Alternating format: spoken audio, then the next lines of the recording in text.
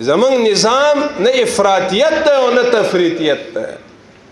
بعض دشمنانو خو مسلمانانو موږ تاسو تقسیم کړی یو، وای دا بعض روشن فکر، دا بعض معتدل او دا بعض تنگ نظر، باید موږ او تاسو چانه متاثر نشو.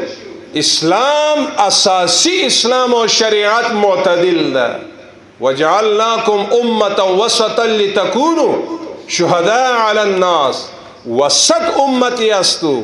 نو قرآن وسط و معتدل، نظام وسط و معتدل، او امت وسط و معتدل، احادیث وسط و معتدل. نبی علیہ السلام فرمائی هلک المتنطعون، هلک المتنطعون، هلک المتنطعون. متنطع دی هلاک شي.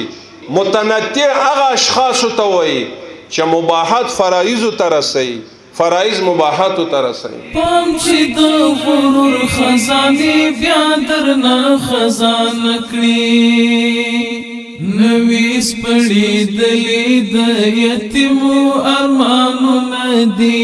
خیال کوه طالب درته هیلې امیدونه دي.